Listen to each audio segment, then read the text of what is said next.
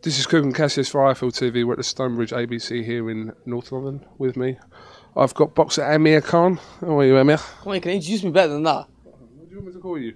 Former... Two-time... All right, go on, you introduce yourself. No, sorry. Look, if I was someone else, if I introduced me better, you know what I'm saying? But anyway, go on, let's get going. Former world champion, unified world champion, IBF, WBA, like super champion, Olympic medalist, model, father-to-be, husband. Do you want me to stop? That's good. No, go on. That's cool. How you doing? You all right? How you doing, all right? First of all, tell us what you're doing here at the Stonebridge ABC. Yeah, I was in London for a couple of days doing some training out here. Doing some TV work, sorry. So I decided to come to this gym and train out here because, you know, I remember helping this gym out. You know, they needed funding and stuff, and I was supporting this gym. I wanted to, you know, do my bit, and I think it's great. You know, what the boys are doing here. They've got a gym in, they've called it Stonebridge Amateur Boxing Club, keeping kids off the streets and keeping them out of trouble. So what I wanted to do is do my little bit by coming here, doing a little training session, so they get to see me train, and they get to take pictures with the kids and fans and stuff, and it just gives a good promotion for the boxing gym. You know, we're one family, you know, and that's what it's all about, really, promoting each other's gyms and just doing a little bit for each other. And I just want to thank them, you know, thank Stonebridge for letting me use their facilities, for me and Virgil and Tony for letting us use the gym and letting us train here. Don't worry, I didn't film any of your pad work with Virgil. I know you didn't. I know you could have. What? Yeah. Ron McIntosh done a big talk saying we weren't allowed to film it. Oh, you could have, man. If you had asked, I swear. Oh, never mind. If you had asked, honestly, you know we run our thing off YouTube views. That's views, man. You and Virgil on the pads. Oh, never mind. Look, honestly, if you had asked, you could have just turned it on. We missed that part apart from yourself, you know what I mean? But never mind, next time. It's been a tough few months for you. I know you've spoke about it at numerous times to the media, but I haven't spoke to you about it, so you're going to have to go through it all again. Looking back on it now, do you regret not taking the fight with Alexander in December? Yeah, I definitely regret that, not taking that fight. I think it was a good win fight for me. And Alexander's, you know, he's a good fighter. He was world champion at the time. I let that fight go. I give it to Sean Porter to go in there and fight for that title, and he won that title fight. You know, waiting around. I mean, I was told by, you know, my team that, look, take time off. We guarantee you the Floyd Mayweather fight. Don't fight Alexander because you might get an injury or something. And that way, you know, I was just working on one style, one specific style, which is Floyd Mayweather. I was working so hard for that one style, and I thought, you know, I've got the fight in the bag.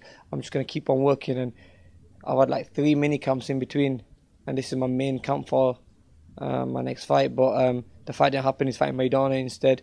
It has upset me, you know, but it's just life. That's the way boxing is, you know. That's what happens, and you just have to be mentally strong, and you have to just carry on with life. Before Mayweather fought Guerrero, he chucked in Alexander's name on Twitter into the mix. We kind of thought that that's what he was doing with you as well, while this whole poll thing was going on.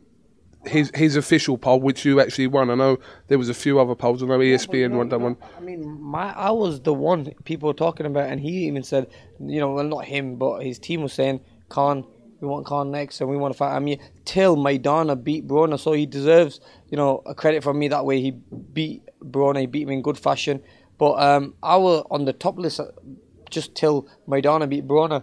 I mean, I don't know if you know this, but contracts were sent and signed from my team that Mayweather sent to us. We signed them. Were you asked to keep that quiet? Kind of, yeah. From what my team said, just the best to keep it quiet.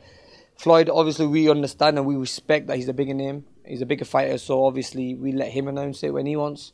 We had signed it. We were just waiting for signatures back from his team. We didn't get them till we heard Maidana being in the mix. And then, you know, I just wanted to get an answer. I mean, I would speak to my team and Golden Boy and say, look, tell me what's going on, because I need to know what's going on so I can start focusing on my next plan, my next strategy, you know. And then I find out that he's announced that he's fighting Maidana. But look, all the best to Maidana. I mean, Mayweather's one of the best fighters in the world, and we want to. The only reason I want to fight him is because I want my chance. You know, I know I can definitely beat Mayweather. I mean, I got the skills, I got the tools to give him the biggest problems.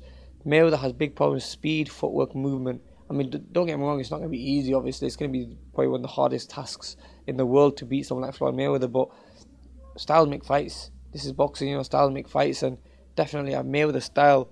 It's like, I mean, when I fought Judah, people said, look, okay, Judah's gonna walk through you.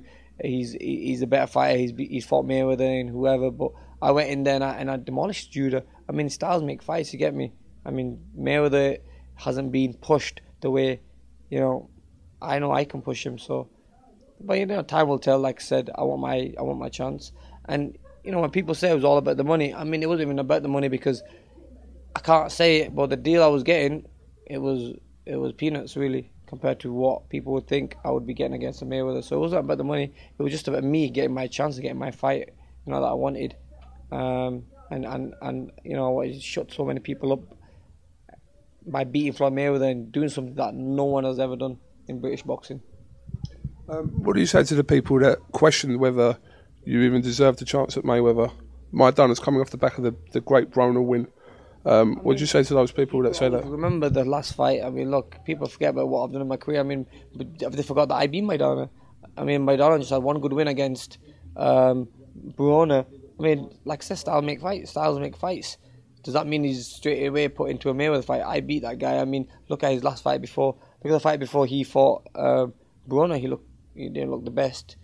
So, I mean, I think it's just public, you know, they see one fight. I mean, look at with Garcia now, give an example. He boxed really badly against the guy he was fighting, Guerrero. And a lot of people are saying, wow, he's not what people think he is now, and people are talking bad about him. But when he wins a good fight, they all on his back, you know, saying, oh, he's the best fighter ever, he should fight Floyd Mayweather. But now they're saying he shouldn't even be in the same ring as Floyd Mayweather. So these are just boxing fans, you get me? I mean, I'm not disrespecting them in that way, but if you ask real boxing people, you know, who understand the sport of boxing, you know, they'll tell you a different story. After the Maidana fight, Floyd's got 3 fights left, so he says, as part of the Showtime deal. Now, is part of you think that this is your chance, or this was your chance? TMT, oh man, come on man, you're proper Floyd Mayweather's boy, aren't you? Yeah, TMT kid. Anyway, it's a phone cover. It's a TMT phone cover. You know what? You don't know this though. I spoke to Floyd on the phone. Right. About 3 weeks ago, a week after he announced the fight against Maidana. So I was speaking to I know Ben quite well, you know, from Fight Hype.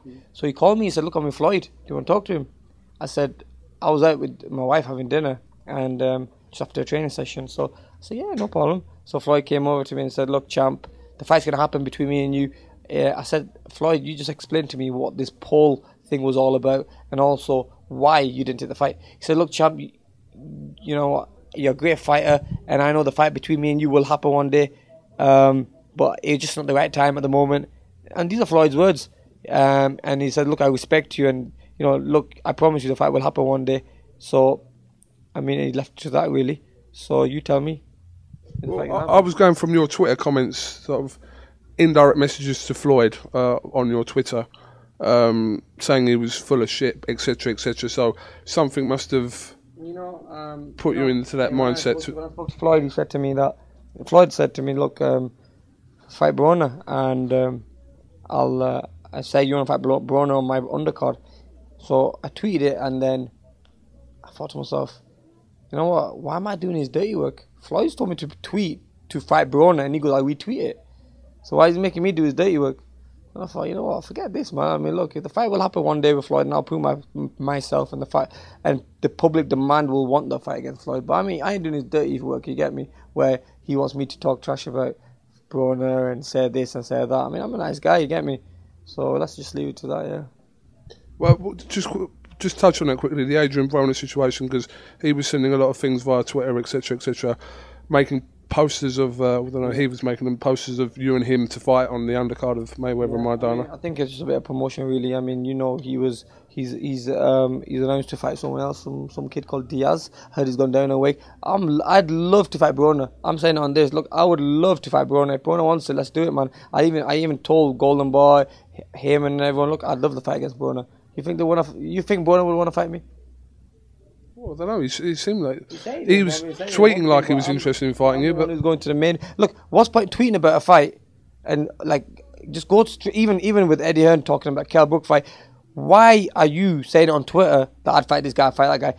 go straight to the promoter who makes the fight. Go to my team. No one approach me. Oh, look, I'll give you 5 million, 6 million, whatever. No one approach me. If you want to fight me, you go to my team. I have a team of people who do everything. My job is to fight.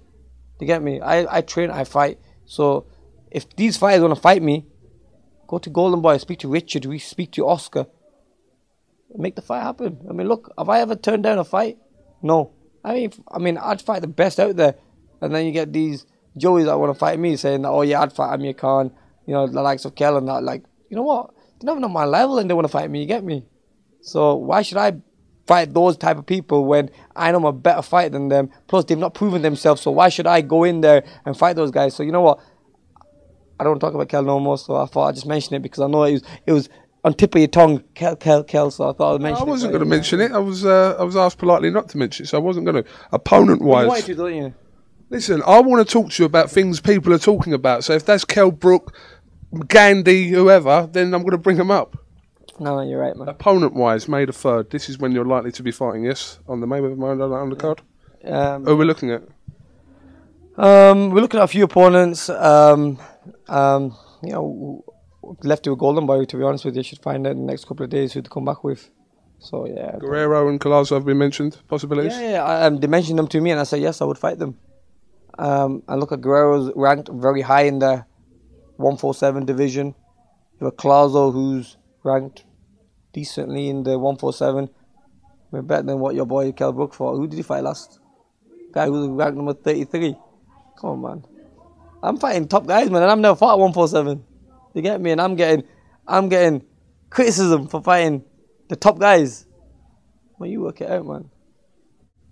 All right, okay. All right, then. Taz is waving me on. I just want to point out... I'm not going to say on camera what you told me, that Amir, you would knock Kell Brook out. So, you know what, I'll keep that quiet. But, you know, look, everyone heard you say it, so don't. Did you hear him, guys, say that? Yeah. See that? So, we keep that quiet, yeah. So, you better play this on...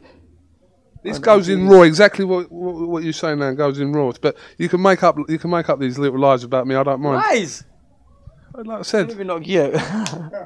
Listen, Amir, thanks for listen. I've been trying to talk to you for ages, you know. Obviously you've been in America, etc. I've been spending a lot of time in training. I mean, we've been training, me, Virgil, Tony, been doing a lot of strength conditioning. Yeah, man, it's been good to spend time with the team and everyone, but it's been great. I mean, look, it's good to catch up with you like always, man. Well, listen, thanks for giving a bit of your time, and thanks for getting me something out of Gucci as well. Wherever that be. If you want me to take something back for you. Virgil, is that his bag? That's Virgil's bag. Well, listen, before Taz punches me in the mouth, thanks for talking to us as always. Listen, I'll be in America hopefully on May the 3rd. Yeah, we'll see you there hopefully. So, yeah, might use your name to get me accreditation actually. I'll be that one. Yeah, man, you know I'll look after you, bro. You speak to Saj, you'll get you accreditation or whatever you need. Yeah, I'm happy to come out there anyway. Alright, Kugan Cassius here with Amir Khan for IFL TV. Thank you very much.